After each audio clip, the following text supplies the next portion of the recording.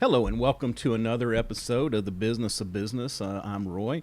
The focus of this show is to bring professionals and experts from all disciplines to help our small solopreneurs, entrepreneurs, smaller businesses to give them some tools to hopefully be more successful, but then also give them some resources just in case they need to reach out and get some help. Today, we have an awesome guest, Ellisen Wang. He is an email copywriter, author, publisher of How to Become an Email Titan. He also publishes a daily copywriting, email marketing, and business tips on his blog. He has helped clients in many different industries, including not for profits, startups, e commerce, businesses, real estate, and tech companies writing engaging sales emails that their subscribers look forward to reading. Ellison, thanks for taking time out of your day to be with us. Oh yeah, no, thank you for Yeah, having me on. yeah, It's great yeah, to be here. yeah. No, we got hooked up over. You kind of stood out for me with this email writing because it's become so important. Used to everybody opened every email they got. Now it's kind of just the opposite. A lot of people, if they even use email anymore, a lot of people just they don't recognize it, they ditch it, or put it over in the pile to open when they have more time later in the week, and sometimes that never happens. So, writing an engaging Mhm. email where people, like you said, look forward to it. It's such an important part of our outreach these days. Yeah, it is. It definitely is. So, I guess let's just start at the beginning. We're gonna, I- is this gonna? I guess we could talk about a couple different things. One would be a one-on-one. You're writing an email to me where maybe we've had some previous contact, or I looked at your website, but then also more of a bulk email type thing going out to a lot of prospects. Let's start with that one Mhm. first. If we got a new product, we got a new offer, so we're gonna blast an email out to all of our everybody on our email list. Where do we start with that? I know intuitively that I guess the subject line is going to be the very most important thing. Yeah. Um. Well, let's see. So let's talk about it. Assuming that like the people that you're emailing to, um, they've been on your list for a while. Is that Yeah, like yeah, a safe assumption to make? yeah. Yeah. Let's see. So I think the first place I would start with is like, what is the problem uh, that your product is solving? Okay, and then what I like to do is I like to write a series of emails that really um, pinpoint on those not products, those problems. Okay. And the reason why is that you know when people read about problems that they can relate to, it's naturally engaging. So, and just and it's really the whole psychology behind like talking about problems, listening to drama and everything. It really ties into a little bit of that. That's why you know people love those reality TV shows Right. and the whole thing about gossiping and everything like that. Yeah. Um, so that's where I would start with. And then once you have those down, once you have like the problems pinpointed, um, what I like to do is I like to write the email and I like to write a story that kind of relates to those problems. And again, stories, they're naturally engaging, where our brains are pretty much hardwired to be engaged to those stories, to storytelling. Yeah. Um, and yeah, so once we get into the story, what I do next is just figure out how you can tie that story into the product or service you're selling. And then once you get to the end um, of that email, that's when you do your whole your whole pitch and everything like that, and then paste the link that'll get them to the sales page where they can read more about it and buy your product and service. So yeah, so that's really the main approach of how I go about it, how I would go about it. Okay, and you mentioned in the beginning, you said a series. So what do you consider a good number for a series of outreach emails? So let's say if we're doing a launch that's like, I don't know, 5 days long, what I would do is I would do, I mean, usually I do like one email a day. So like for my personal example, when I open my application to new clients and things like that, I usually send one email a day, sometimes 2 emails a day. And then on the last day, I do one email early in the day, and then one maybe like a few hours before the deadline. So what I'm trying to say is, like, when you're doing, these launches, it's good to be, a little more aggressive with the emailing. Okay. Is what I'm trying to say. Okay. Yeah. Okay. So let's talk about the length. If we want to tell a story, some of us are a little bit wordy, non-writer types.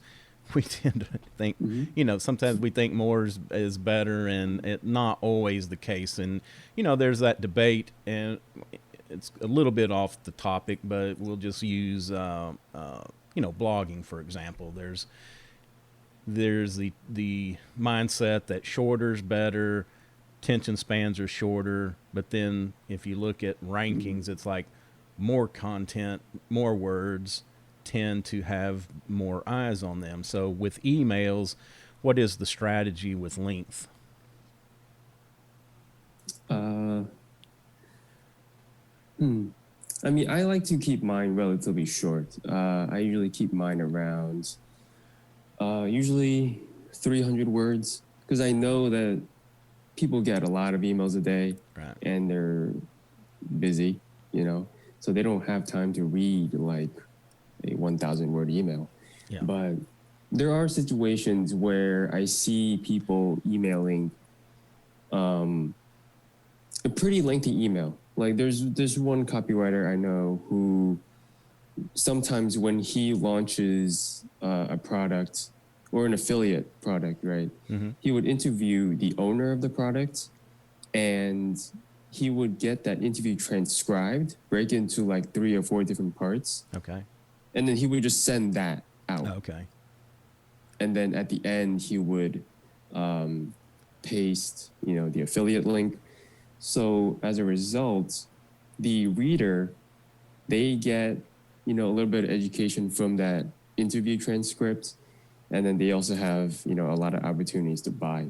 So, so I want to say it doesn't really matter, because as long as they hear from you, because that's what really matters. It's like the relationship you build with your readers, the connections you make, and just the constant contact with them. Okay.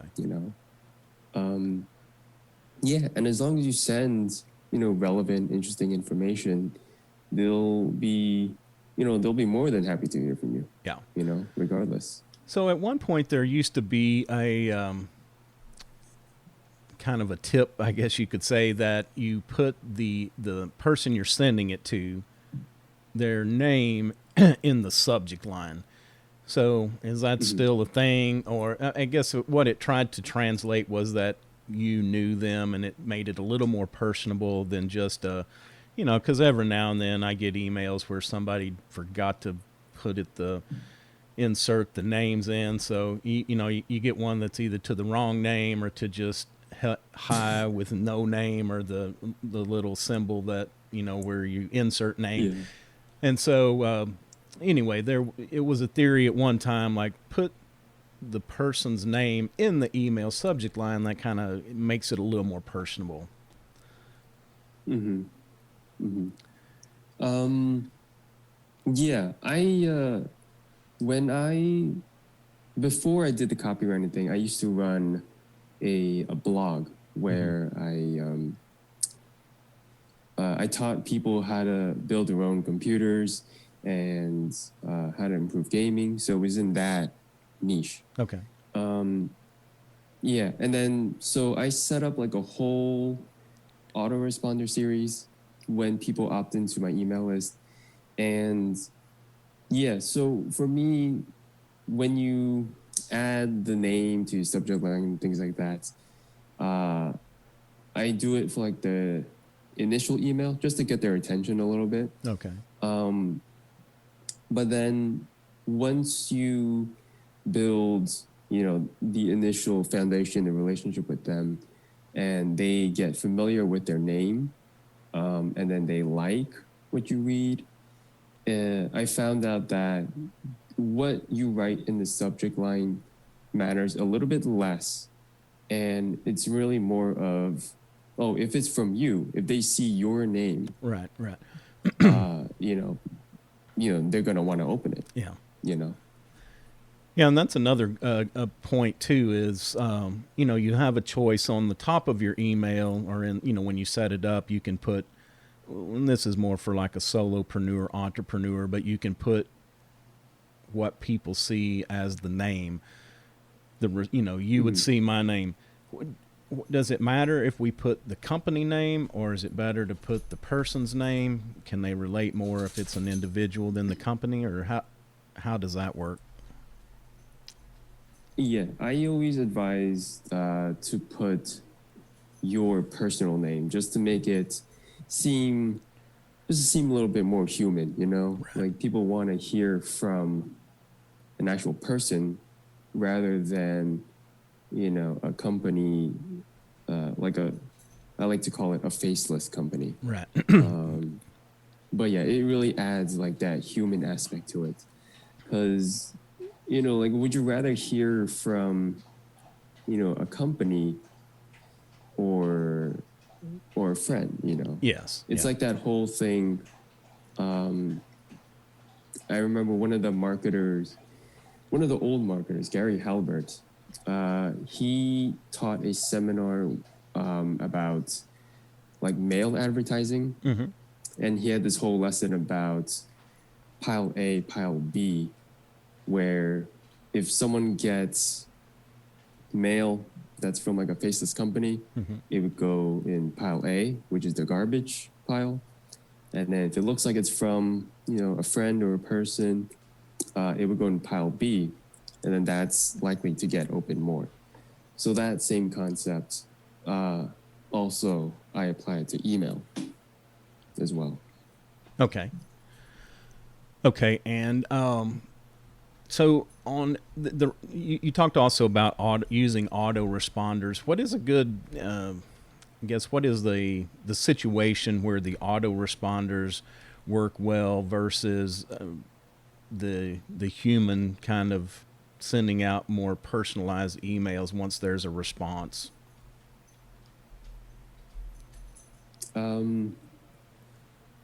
Wait, can you kind of clarify that a little bit more? Yeah, just like the if you send out I guess a bulk, and then if somebody clicks a link or something that's in the email, then maybe that sets off a secondary email that comes back to them. And I'm just wondering, what is the if you have a huge gigantic list, I understand that it's a little bit more complex, but with smaller lists, is it better to maybe handle those individually? And I guess that would just really depend on the volume that you're sending out.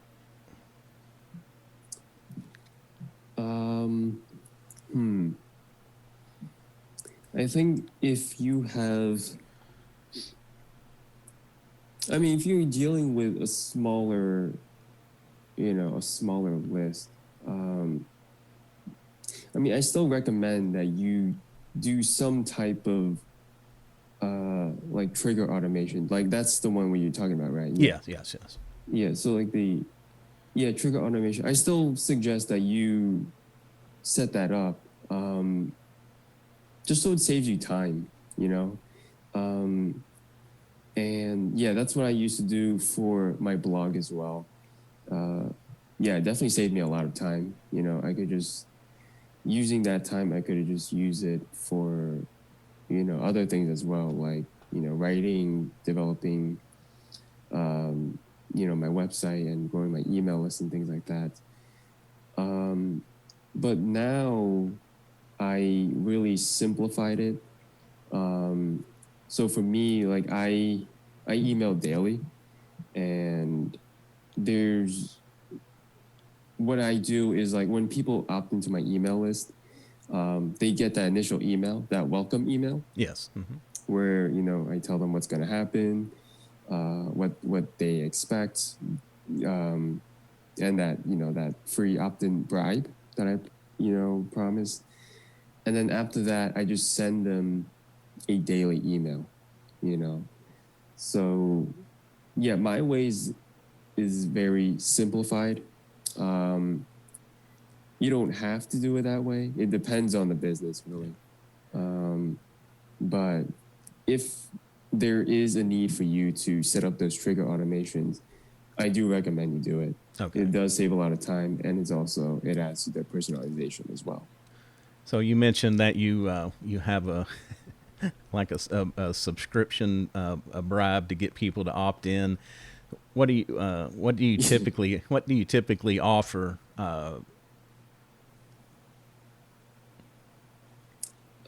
Me personally? Yeah. Well, or just what would be a good suggestion? Is it just, you know, more information, or is it like maybe a special series on some topic, or?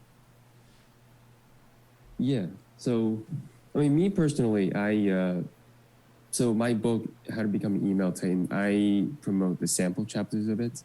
But one really good suggestion is, I mean, number one, like if you're going to give away information, make sure it's something that once the person gets it, they can implement it right away. Otherwise, they're going to get it, download it, and then probably it's just going to sit on the computer forever and just unopened. Another thing is that if it's possible, offer something that has like a real retail price tag on it, just so it seems, you know, it just seems a lot more valuable, you know, like that seems more valuable compared to, you know, just some random ebook you made in just like 1 week. Okay. You know what I mean? Right. So yeah, maybe like an old discontinued product that you used to sell, but you don't really sell anymore, so you're willing to give away for free. Or maybe like an unpublished book, which I thought about doing as well. But it's just a matter of me sitting my butt down and actually writing it. Yeah, You know? exactly. So what about let's talk about the form of the content of emails.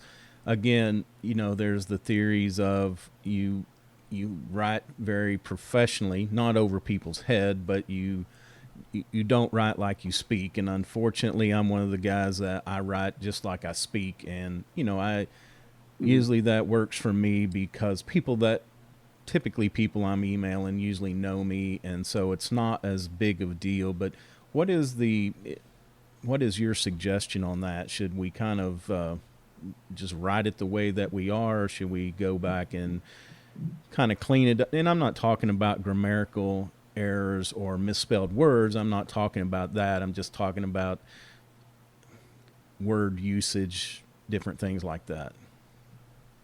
Yeah. So yeah, I'm kind of like just like you. I kind of also write how I speak as well. So my tone is very casual, right? And you know, there's several reasons why I do that. Number one, it's a lot easier, right? And it helps my writing process become, faster.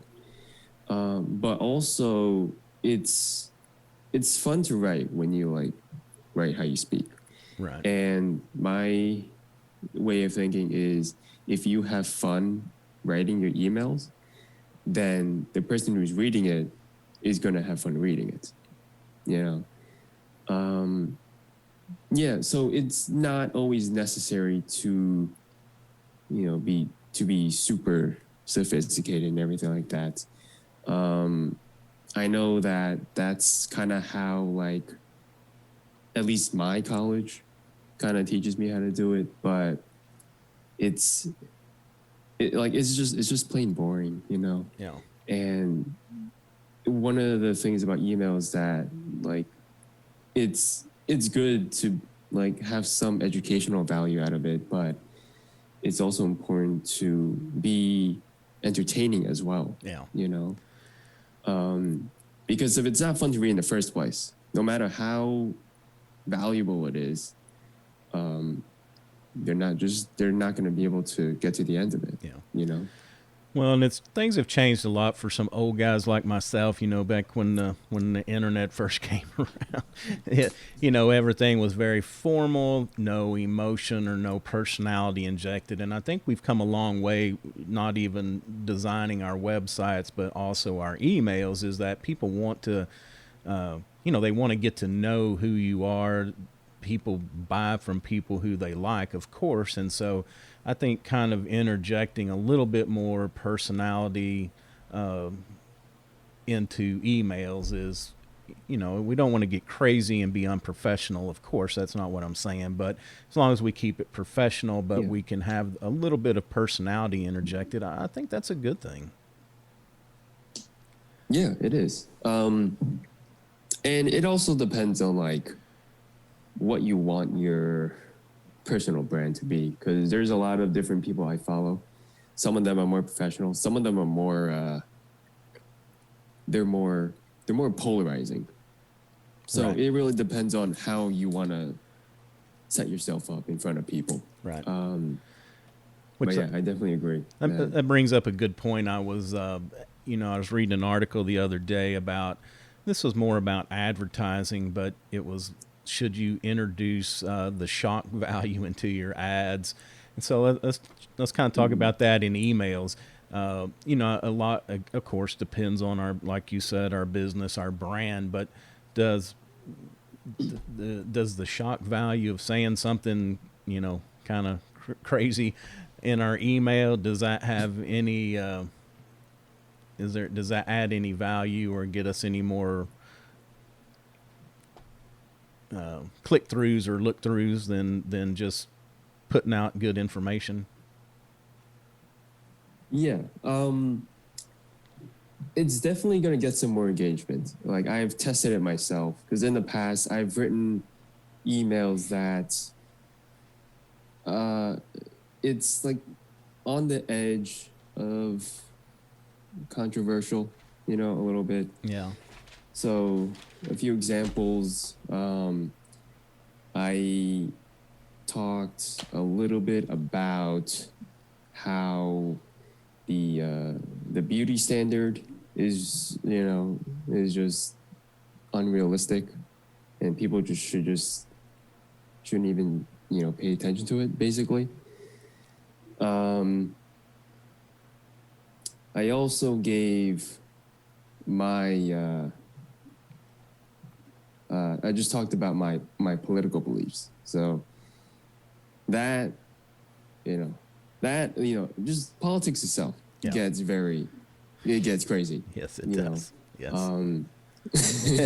But yeah, I got into it a little bit without going a little bit overboard, but it does get engagement from it, and of course that leads to sales.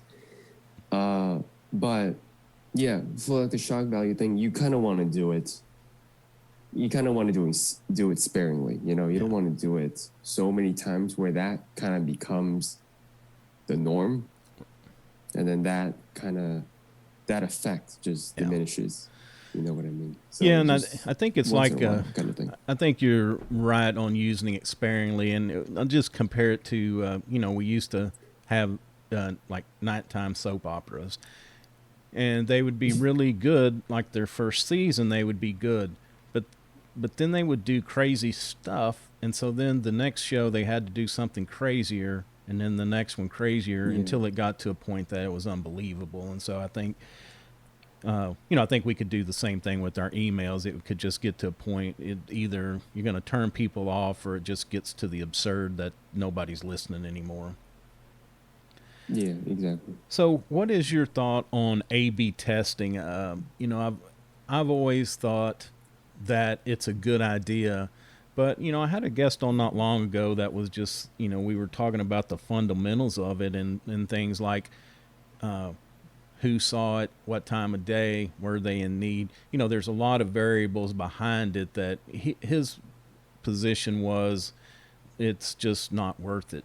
Do you have an opinion on that? Uh, yeah, I would have to agree also that it's really just not worth it. Like I've tried it on my old blog thing, and the results is just not worth the effort. Um, so like it again, it really comes down to the relationship building with your readers, and the thing I said before, that as long as they get familiar with you, they like you, they like the content that you give them, um, it really doesn't matter what you write on the subject line or whatever you're testing. Right. If they see it's from you, then they're gonna be willing to open it and read it, and see what you have to say. Yeah. So yeah, split testing is just, Yeah. I mean, and again, he actually, after we discussed it, it kind of changed my beliefs a little bit. I'm kind of the same way. Is that all the variables? If we took a group of 50 people, two groups of 50, all the variables aren't going to be the same for each one of them. So it could be very, very misleading. The results yeah. of that. And there's a lot of other factors as well that's going to affect Right. the Exactly. results. Yeah. So it's just not reliable. Exactly. Well, I had one more thought, and I guess that has escaped me. So, oh no, what I was going to say, talking about the A/B testing, another good thing that we need to realize as email senders is we are not going to be for everybody, and so if we send out 100 emails and we don't get 100 responses, doesn't mean our email was bad. It doesn't mean our product service. It just means that those people weren't interested. I mean, it could be bad emails. It could be bounce. It could go to spam. I mean, there are so many variables, again, that go into that. But we have to be very patient. And unfortunately, in sales, we have gotten very impatient we want to make a phone call. We want to reach out with one email and expect somebody to hit the buy button with with lower dollar items, $3, $4, $5. I think you have a much better chance people will take a chance on that. It's not a lot of loss. But if you're selling high ticket items, $5, $10, $20,000 services, then we have to be patient. We have to take the old agrarian view that we have to plant, we have to cultivate before that we can reap the benefits of that. So again, patience. Yes, definitely. Yeah. All right, Ellisen. Well, thanks for taking time out of your day. What is a tool that you use? It could be in your business life. It could be in your personal life. But what is something that you do that you use daily, or a habit that you just couldn't do without? A habit. Yeah. So one thing that I do. So like I said, I email every single day, right? So, and because of that, I always need to have like a constant flow of new ideas to write about. So one of the habits that I do, one of the habits that I do is that I sit for 20, 30 minutes in a quiet room by myself, and I just think of new ideas to write. I always try to come up with at least 3, but more is better. And I just write them down. You know, like just and just do just block out time to just do a brainstorming session. Okay. And then another one, if I can say. Yes. I also journal. I also journal every day. Okay. So, and I don't journal in a way where I like just put a timer for like 15 minutes and just write. I always set a goal for myself to write at least 750 words each day. Wow. And when you do that, number one, your tolerance for writing becomes a lot higher. So writing an email every day for me now is just effortless, right? It just feels like, I don't know, it's just light work to me, you know? So, and then also when you journal, you also get a lot of email ideas as well. And fun fact, the cover for my book, I actually got that idea one day when I was journaling. Yeah. So, journaling really helps. I totally recommend it. It's good therapy too. You need that. Journaling, and then just the brainstorming session. You make 2 good points. I think first off is the creativeness. And there was I heard a professional that spoke on this not long ago, and it was focused more on children, but I think we as adults can have a takeaway from that, is that when you are so heavily scheduled, your brain does not have time for that creative thought. And so, you know, that's kind of like, you know, back in the pre-electronic day. I hate to keep talking about how old I am, but, you know, pre-electronic days when kids had to think about, you know, they had to make up stuff to do on their own, but they had time to be creative. And, you know, like writing, it takes, unless you just have a huge inspiration, I mean, you have to sit down and it needs to be thoughtful, the subject, what you're going to say, how you're going to say it, what order you're going to say it in. So anyway, carving out that time every day just to be creative and think about what we want to say is important. And then I've also heard, and there's a couple of systems out there where you can, they will prompt you to write 350 to 500 words a day, and that's exactly what it is. It's supposed to it's just like walking or running. You're supposed to build up your endurance to be able to write easily. So those are both good tips. Now, when you journal, do you journal pen and paper, or do you journal on the computer? I do it on the computer. Do you? I do it on the computer. It's much faster. And it's just less tiring as well. Yeah. All right. Yeah. All right, Ellisen. Well, thanks a lot for taking time out of your day again. We certainly appreciate it. If you could tell everybody how they could reach out and get a hold of you, and if they want to get on your email list or look at your blog, how could they do that?